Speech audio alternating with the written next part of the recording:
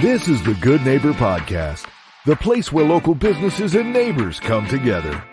Here's your host, Cabo Jim Schaller. Welcome, good neighbors, to episode number 161 of the Good Neighbor Podcast Estero. Today we have good neighbor, Dr. Bill Kapp from Fountain Life. Welcome. Thank you very much. Delighted to be here. Absolutely. Always good to meet new people in the community and understand what they do. So without further ado, let's jump right in. And why don't you share a little bit about what you do over at Fountain Life?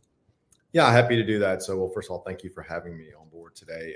My background, I'm an orthopedic surgeon. I'm also a background in molecular genetics. And it was probably about 6 years ago, we started a new business here in North Naples next to Trader Joe's. But the whole idea here was to create a solution to what is an evolving problem in the healthcare system, meaning that we spend about $4.5 trillion a year on healthcare in the United States. So it's about 20% of GDP and growing with an aging population. But part of the challenge is about 80% of what we treat today is chronic disease. And it turns out that chronic disease does not become symptomatic generally until it's relatively late stage.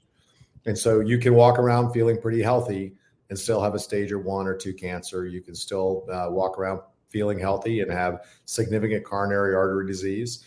You can walk around feeling pretty good and have elevated liver fat. And so the question is, how do you change the healthcare system in order to lower cost? And it turns out, very much like the airline industry, you would like to catch these problems before they become a problem. And so catch these disease processes early and use advanced technology to do that, and be able to detect disease early and reverse it so that you never have to live with the long-term effects of it and its impact on the healthcare system. And so we've now treated effectively at 4 centers in the United States. The first one was here in Naples, Florida. We've now effectively treated about 5,000 to 6,000 people. And what we've shown is that when we catch disease early versus when the system catches it, meaning when you become symptomatic, we can lower healthcare costs by 70 to 80%. So it is a whole new way of looking at healthcare. When you think about doctors are trained in symptom-based medicine, and we train patients in that, right? We tell you don't go to the doctor unless you're really sick. And the point is, if we did that with the airline industry, I think people would be upset. If we waited until we had a blowout at 40,000 feet every single time, rather than doing the preventive maintenance, the scans, the sensor technology. And so now, for the very first time, we have the technology to be able to detect disease early using full body and brain MRI, using advanced cardiac screening to tell you exactly how much plaque you have in your arteries. With all of this advanced technology and using technology to determine what kind of bacteria in your gut that can affect your health, all the way down to advanced blood biomarkers that you traditionally will not get for a traditional physician on a primary care visit. And part of the problem is also that inside the U.S. healthcare system, quite frankly, we're not paid to keep you healthy. We're really paid only when you get sick. And so the challenge is everybody makes more money the sicker you are. And there's no real money spent. And when I say there's no money spent, there is a little bit. We spend about 3% of our healthcare dollar on prevention in the U.S. Wow. And then it seems like it should be the other way around. It would be in any other industry except healthcare. And part of the challenge in healthcare is we have a scarcity mentality. And then there's also a bias against looking, quote, for disease. So when you talk to physicians, traditional physicians trained in a very traditional way, not thinking about where the state of the technology is, we hear things commonly like, I don't know why you're doing whole body scans on people. You're just going to find things, right? Well, yes, that's what we're going to do. But what they remember in their training from 20, 30 years ago was when this technology was in its infancy.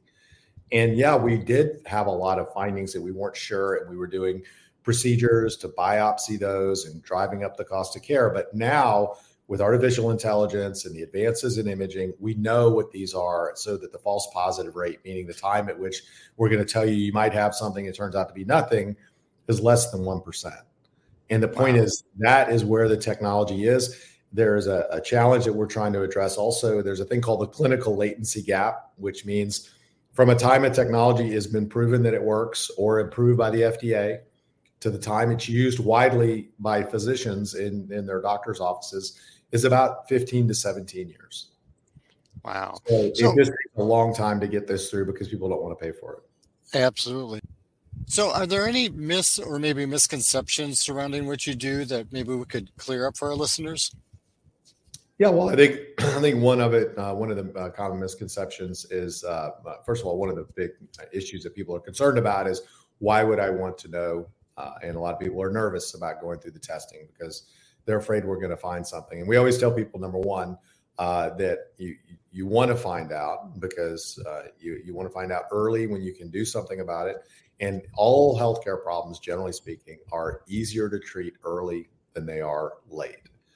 And a lot more expensive to treat end stage cancer with worse results than it is to catch it at stage 0, stage 1.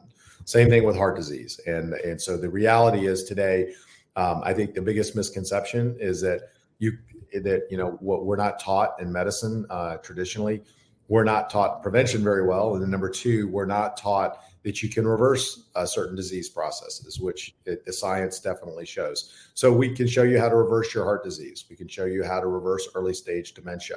We can show you how to reverse your type 2 diabetes. We can show you how to reverse your elevated liver fat. All of that can be done today if we have the right information and we give the patients the right tools to do it. So along the lines of technology, I mean, obviously technology has changed and improved a lot of what you guys do. Do you see certain things maybe trending in the industry? Yeah, I think we're going to see a time where we're going to get a lot more aggressive at detecting disease early, particularly dementia. Everybody's worried about dementia, especially in an aging population. We're going to have to, it's going to be a financial necessity for this government and every government around the world to find a way to do healthy longevity. Because quite frankly, there is not enough birth rate worldwide to have enough people to take care of you as you age. We're seeing a collapsing birth rate in every Western country, even in the United States. We don't have enough people. There are not enough live births to replace the current population. And it takes about 20 years to really feel the effects of that. So I think one of the trends is going to be healthy aging. How do you age healthy? Not age in place at home, but how do you age vibrantly? And we know the science exists right now. With what we know, you can make 98 healthy if you follow a certain path.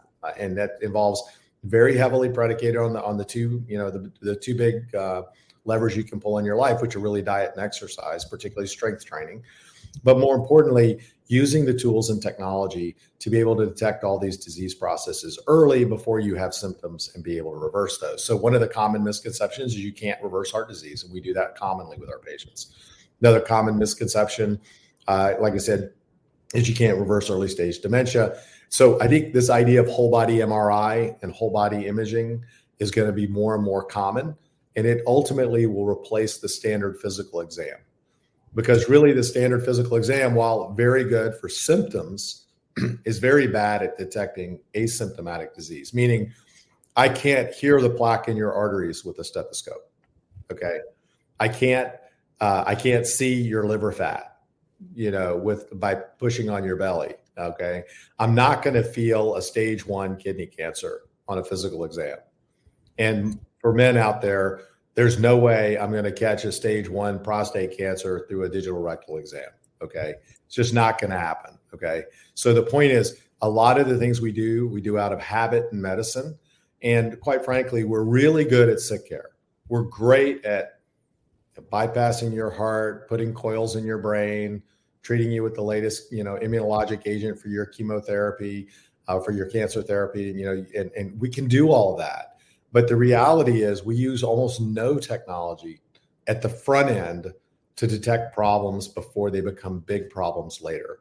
And so we're really relegated to a 200-year-old physical exam.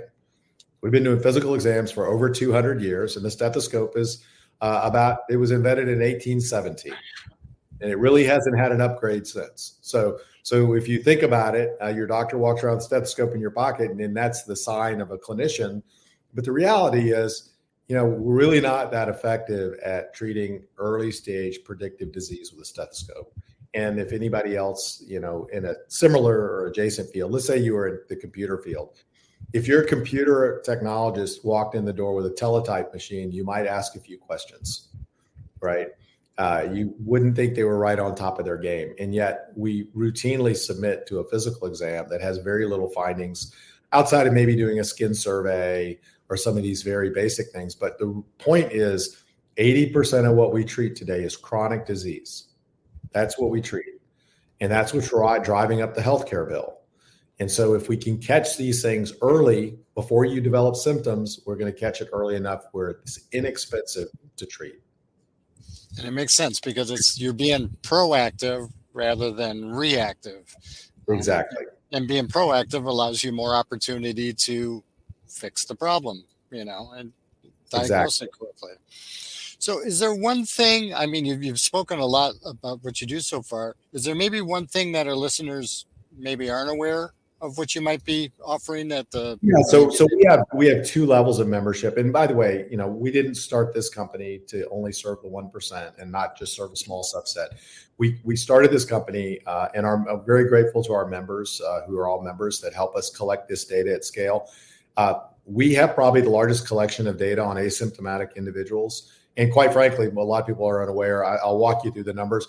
Of all the people we've scanned so far, it turns out 2% we find cancer, 2.5% we find aneurysms, 14% of people that we find we screen have some form of significant finding that needs to be addressed relatively urgently. Okay, and just because you feel healthy doesn't mean you are. I mean, we all know somebody who goes and gets a normal physical exam and then drops dead of a heart attack 2 weeks later. And we know that, right? And in all of the interventions we've done with heart disease, we haven't made any difference really in the last 50 years. And part of that is because we're not using the right tools to assess heart disease. 70% of people who die from a heart attack will never have or 70% of people, I should say, who have a heart attack will never have a symptom prior to having a heart attack.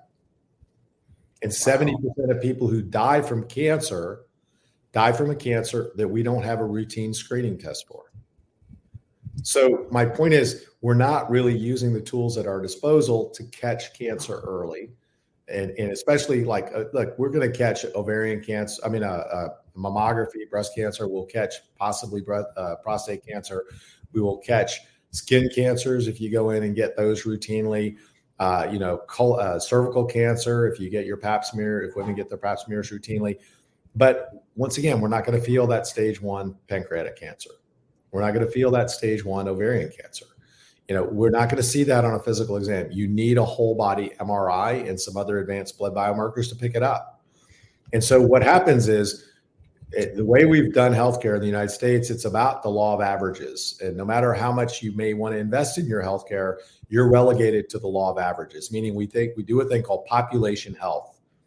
We do what's good for the population, not necessarily what may be good for you individually. And even if you have resources, you may not be able to access all these tests in a routine fashion. So one of the problems is we live in a precision medicine world, but we practice generalized population health. And I think we need to move away from generalized to an N of one solution, because really at the end of the day, it's your health and you should have a customized solution for your health. So I think one of the misconceptions is that, we're only for the wealthy. We're not. We're here collecting data at scale. We're launching a lower cost membership for $3,000 a year that gets you started. And then ultimately, we think that this technology will get embedded in your communities. It's going to get outside the four walls of the doctor's office. We're doing that now. We're embedding this type of these testing centers and this optimization centers and longevity centers in high-end residential real estate, hotels. It's outside the four walls of the doctor's office and outside the four walls of the hospital where you can easily access it. And then also you'll have all of your data. So we have an app that all the data goes to your phone. And by the way, now with generative AI, you'll have an AI and a co-pilot that can help you interpret your data. We're really excited about the generative AI, and we have a great generative AI platform, because what will happen is all of your testing results will get ingested by the AI, and then you'll be able to ask it questions about your history, about your tests. And you can even ask, can you describe my findings on this MRI in layman's terms? And the AI will translate it for you. So you're, for the first time, going to have more information than your doctor about your health. And then you can start to have what they call agency and guide your health forward. I love that. I love it. So how would our listeners, you mentioned you had 4 locations, one being down here in Southwest Florida. How would our listeners go about contacting you if they had more questions? Yeah. So we always encourage people to go to our website, fountainlife.com. And we have 4 locations, and our call center can talk to you about the different locations, different programs we have. We have locations in Orlando, Naples, Florida, Dallas, Texas, and also in Westchester, New York. By the end of the year or close to the end of the year, we'll be opening in Scottsdale, Arizona. We will actually be opening in Dubai later this year. We'll also be opening in Boston early next year. We'll also open in LA next year and Nebraska as well. Wow. So I love what you're doing. Dr. Kapp, it's been a pleasure getting to know you. Thank you for being such a good neighbor, and I hope to see you out in the community soon. Great. Thank you very much. I appreciate it. Thank you for listening to the Good Neighbor Podcast Estero. To nominate your favorite local businesses to be featured on the show, go to gnpestero.com. That's gnpestero.com or call 239-296-2621.